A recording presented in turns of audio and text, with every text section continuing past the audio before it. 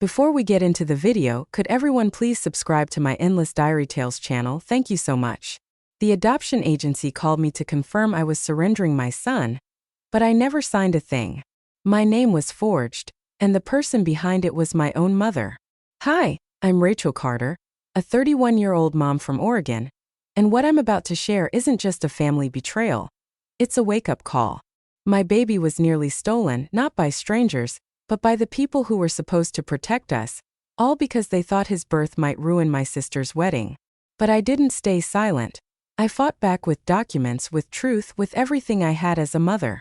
What happened next changed my family forever. Before we dive into the story, let me learn a bit about you.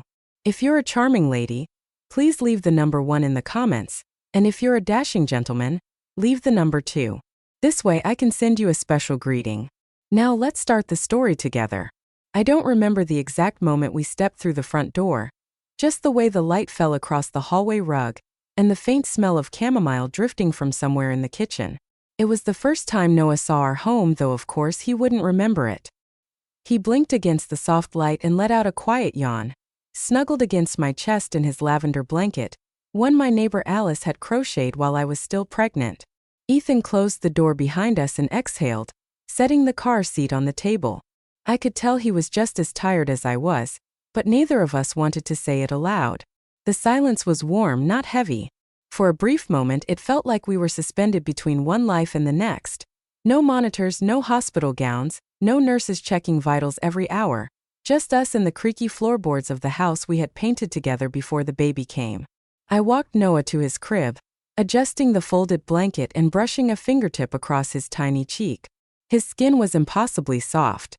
My own mother once told me that timing was everything.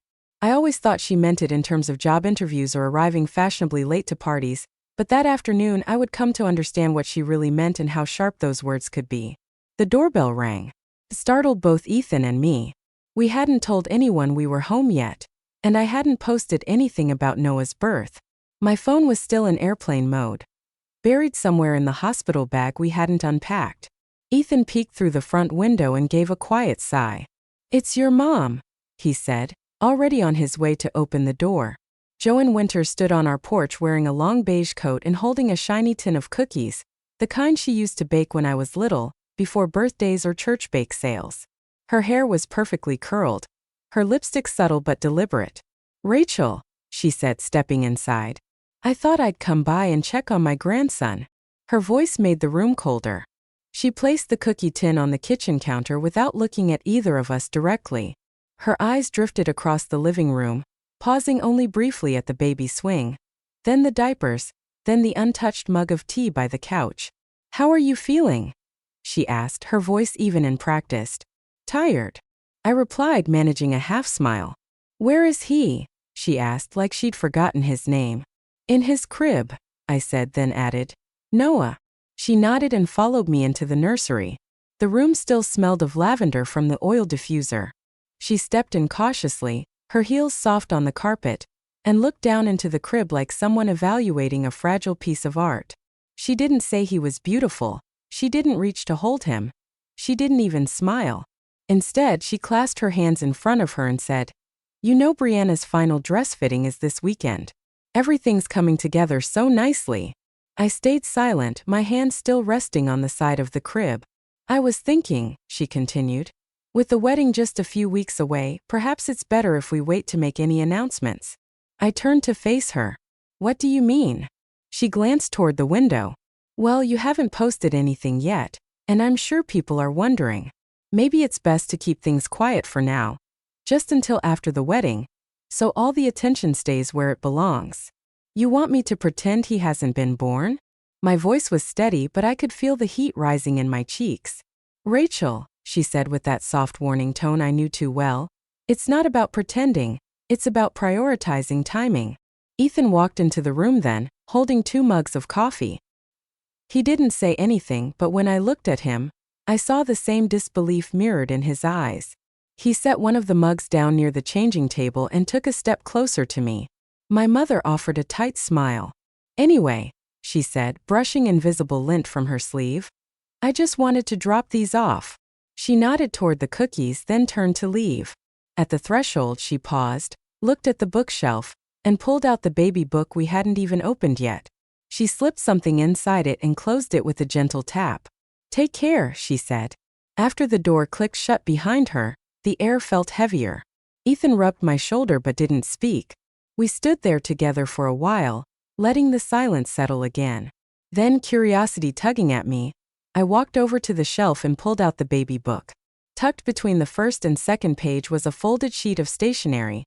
No congratulations, no he's beautiful, just one line written in her elegant slanted cursive. "You always make things harder than they have to be." I didn't cry. Instead, I sat on the edge of the bed holding Noah as he began to stir, his lips puckering into a tiny smile. I looked down at him and whispered, "You are not a mistake, and I won't let anyone treat you like one." Outside, the wind picked up, rustling the golden leaves along the sidewalk. The world kept moving, but something inside me had shifted for good. The vineyard was beautiful, I'll give them that. Rows of grapevines stretched beyond the tinted reception area, glowing orange under the fading October light. There were cinnamon-scented candles flickering on every table, and tall vases filled with white pumpkins and dried eucalyptus. It was the kind of scene people hired photographers to make look effortless. Ethan and I stood near the welcome board, scanning the seating chart. My name was easy enough to find, though it was followed by something that made me blink. Rachel Carter +1 if applicable, table 16. Table 16 wasn't near the wine bar or the dance floor. It was tucked next to the swinging doors of the kitchen where waitstaff with earpieces buzzed in and out with trays of bruschetta and bacon-wrapped dates. I stood still for a second, pretending not to notice, pretending it didn't matter. Ethan reached for my hand but didn't say anything. His silence said enough. When I sat down, I found myself across from my cousin Brian and his wife, who had brought their toddler. The child was mid-meltdown, flinging a breadstick into her mother's lap. At least I wasn't the only one sweating. I glanced around. The bridal party had the best tables up front, close to the small stage and the string quartet. My mother, of course, was seated at Brianna's right hand like royalty. She looked radiant. Satin shawl, pearl earrings, and a practiced smile that could have sold cars or lawsuits. I smoothed down my dress, took a sip of the cider spritzer, and tried to focus on the evening ahead. We hadn't wanted to come, not after the last conversation with my mother, but Ethan had gently said, "Sometimes showing up is the only way to take back space." I didn't want space. I wanted decency, respect, maybe even acknowledgement. When the toast started, it was clear I wouldn't get any of that. "Thank you all for being here tonight," Brianna beamed into the mic. "It means so much to have every person who matters here with us. And I just want to thank one woman in particular, Mom. You've been my rock through everything." The crowd clapped. My mother dabbed her eyes and waved modestly as if she hadn't orchestrated the entire guest list. I wondered for a moment if she even remembered I had a newborn son or that I'd survived childbirth just weeks earlier. No one asked about Noah. No one brought up the baby. It was like he didn't exist. During dessert, Aunt Denise leaned in across the table and said, "You still haven't posted a photo of the baby online." Honestly, probably for the best. People can be so judgy when moms overshare. I blinked. It's not about oversharing. I've just been busy. She waved a fork in the air. Sure, but at least this way all the attention stays on Brianna for now. One less thing for Joanne to stress about. I didn't respond, I couldn't trust my voice. Later, I slipped away to the restroom and stood in front of the mirror longer than I meant to. The lights were too white, the kind that exaggerate everything. Every under-eye shadow, every scar still fading from labor. On my way back to the table, I passed by the bar and stopped when I heard my mother's voice. She was speaking to a woman I didn't recognize, someone with perfect posture and glossy hair. "Rachel's in a fragile place," she was saying. "We're trying to help her think clearly before she makes any more permanent decisions." The other woman nodded sympathetically. "That must be hard for you," my mother sighed, the kind of sigh that invited admiration. "You do what you must for the family." I walked past without saying anything. My heels clicked louder than I wanted them to. At the table, Ethan looked up, concern flickering in his eyes. "You okay?" he whispered. "Peachy," I replied, picking up my water glass, absolutely glowing. The last hour crawled by. I smiled when people looked my way. I laughed at the right moments. I even hugged Brianna when she passed by in her floor-length dress, flanked by friends with flutes of Prosecco. "Thanks for coming," she said breezily. "Oh, and congrats again. What's his name again?" "Nathan?" "No, Noah, right?" she said, already turning away. "Cute." The only photo taken of me that night was snapped by someone from behind, mid-sip, with my face half obscured by a napkin. I saw it later on social media. Cropped so tightly I looked like an afterthought or a glitch. In the car, Ethan turned the key in the ignition but didn't pull out right away. "You want to talk about it?" I looked out the window at the string lights fading into the trees. I could still hear the band playing something jazzy and upbeat, oblivious. "They're not just embarrassed," I said. "They want him gone." Ethan didn't speak for a while, then very softly he said, "Then we'll make sure they don't get what they want." The envelope was unmarked, no return address, no logo, no hint of urgency. Just my name typed neatly in the center like a courtesy more than a warning. I found it wedged between a coupon flyer and a utilities bill. I nearly threw it away. I opened it with one hand while holding Noah in the other. His tiny fingers wrapped around my index like he was anchoring me to something real. Inside was a folded letter and a stapled form. The letter had read Oregon Private Adoption and Placement Center. My eyes skimmed, then halted. There was my name, Ethan's too. Case ID 3987PN. Prospective placement status pending review. I stared at it, then read it again. Pending review. Ethan walked in from the kitchen with a lukewarm mug of coffee and paused. "You look pale. What is it?" I handed him the letter. My fingers were suddenly cold. He read it quickly, jaw tightening. "We never, Rachel, we didn't apply for anything. This is fabricated." My voice cracked. "But our names are there. Someone submitted something." He pulled out his phone and looked up the agency's number. I could hear the automated options on speakerphone. A woman picked up, cheerful and warm. "Hi, yes," Ethan began, his voice even. "This is Ethan Carter. My wife and I just received documents from your agency about a private placement process. We didn't initiate anything." There was a pause. The woman's tone shifted. "Can I put you on a brief hold?" She returned in under a minute. Minute voice more cautious, "Mr. Carter. We did receive intake paperwork listing you and Rachel Carter as clients. However, there were irregularities our legal team flagged. Certain details were suspended 2 days ago." "What kind of irregularities?" I asked, leaning closer.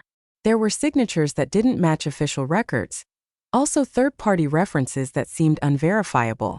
Due to these concerns, the case has been frozen, and we've notified the authorities per policy." My mouth went dry. "Do you have the name of the person who submitted it?" Ethan asked.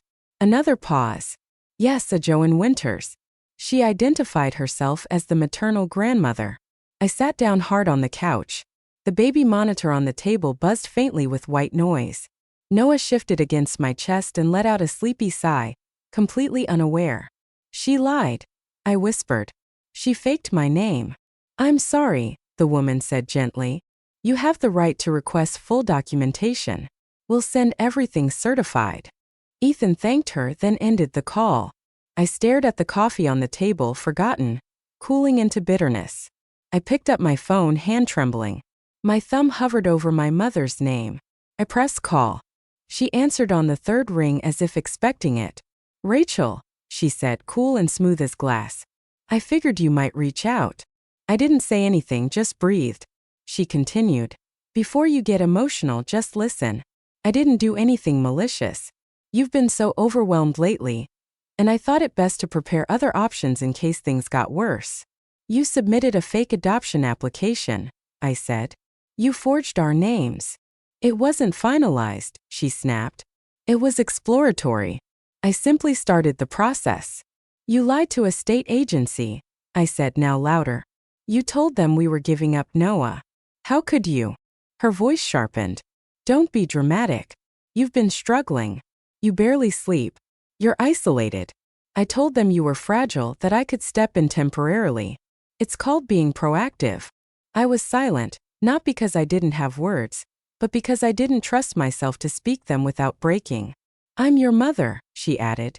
"One day you'll understand. I did this to protect you." I hung up. Ethan sat beside me, watching my face carefully. "What did she say?" "She thinks she was helping," I said. She thinks what she did is normal. She forged legal documents. I nodded. She wanted to erase me. Noah began to stir. I stood and walked toward the nursery, holding him close. His eyes fluttered open, unfocused but calm. I pressed my lips to his forehead. They almost took you, I thought. They nearly signed you away.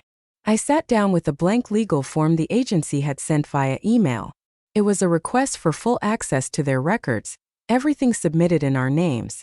I picked up a pen and stared at the signature line. My name, my choice. I signed it slowly, carefully, and whispered, "This time no one signs for me." The courtroom smelled like old wood and burnt coffee, just like I imagined it might.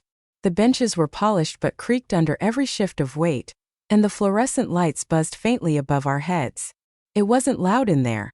It was the kind of silence that made your own breath feel intrusive. I sat beside our attorney, Howard Greer, who had the quiet steadiness of someone who'd seen too many families break apart across too many legal tables. He tapped his pen once, then folded his hands over a slim leather folder. Ethan sat on my other side, fingers lightly touching my arm. He hadn't said much since we parked. Maybe he knew I didn't need words. Before we were called in, Howard leaned slightly toward me. "Don't let her tone distract you. Speak only if needed. You already have the truth." I nodded, more grateful than I could say. Around my wrist, tucked beneath my blazer sleeve, was my father's old watch. It hadn't worked in years, but I wore it today anyway. He used to say, "Strong people don't raise their voices, they raise the standard." I used to roll my eyes at that, but today I understood. The mediator opened the door. "Miss Carter, Mr. Greer, we're ready for you." We stepped inside the conference room.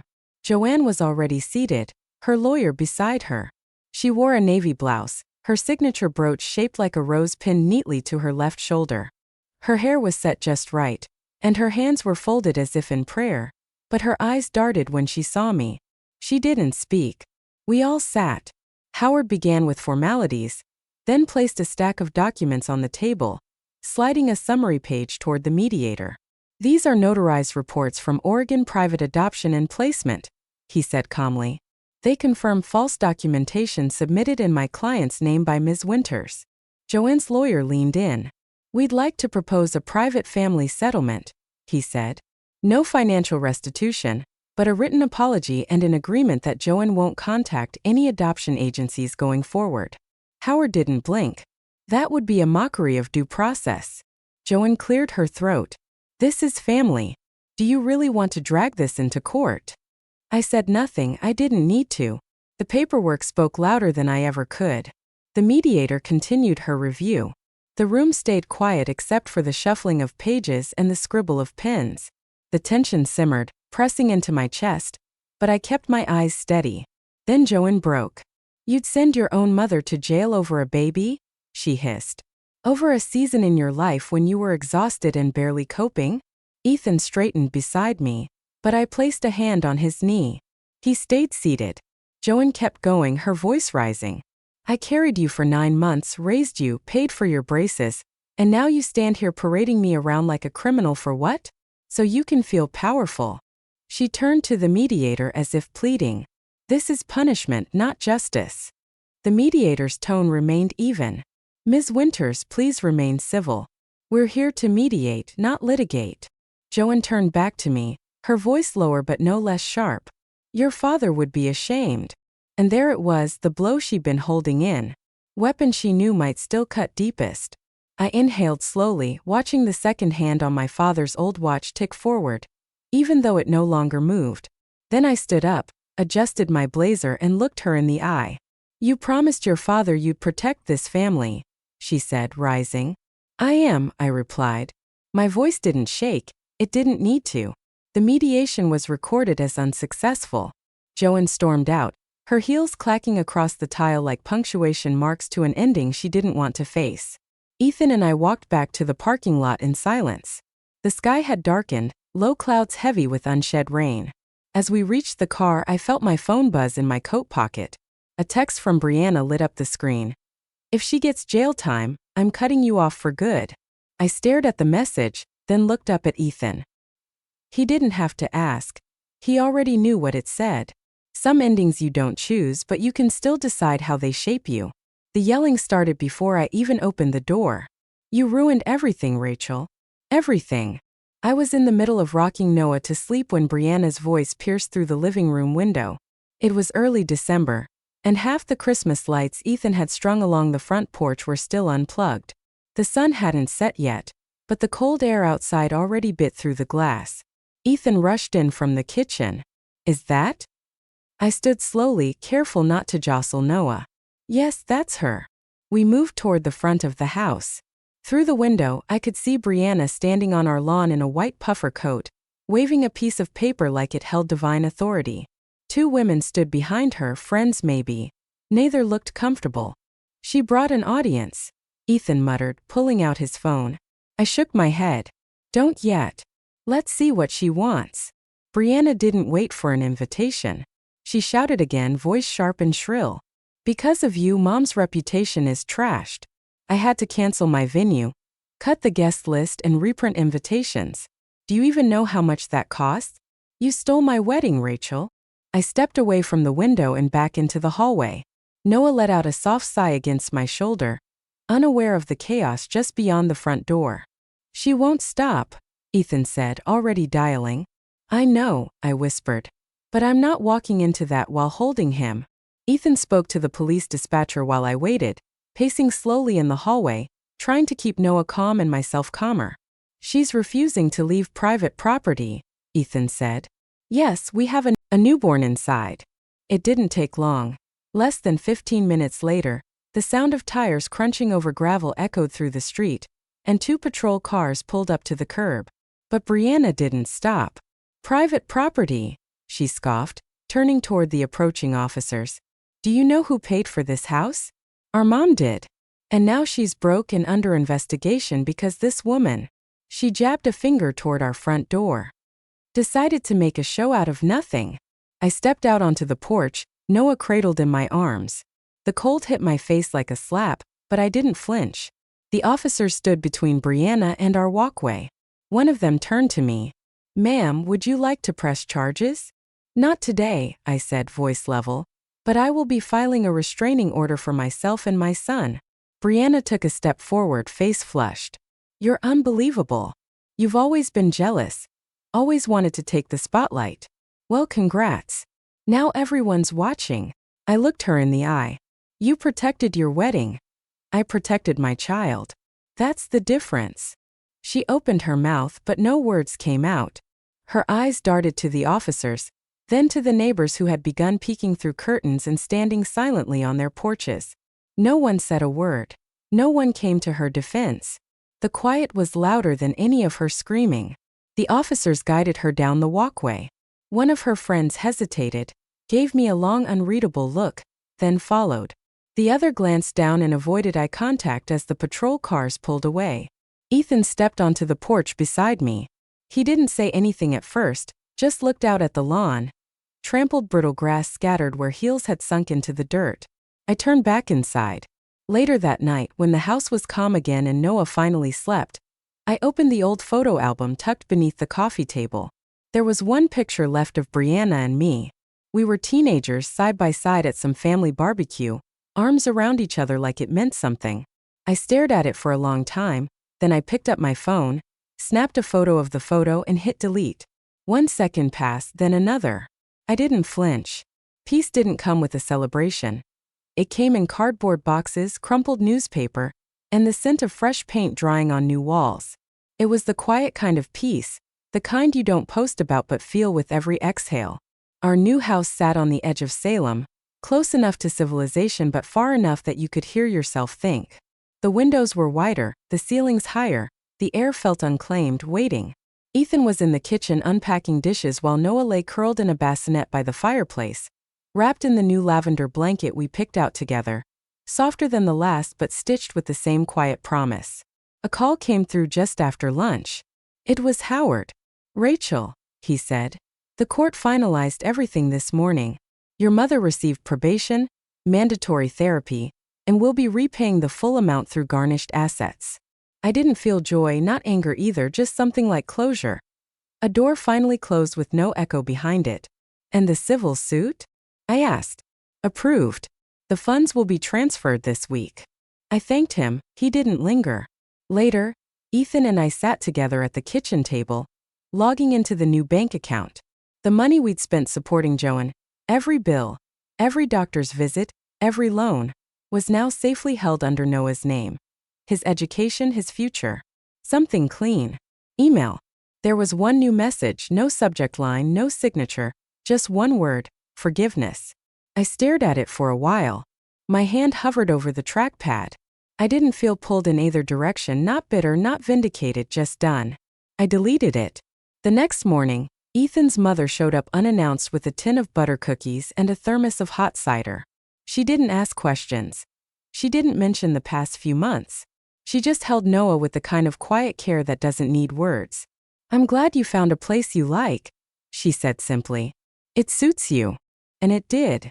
Later that week, as the first snow began to fall, I stood by the nursery window rocking Noah in my arms.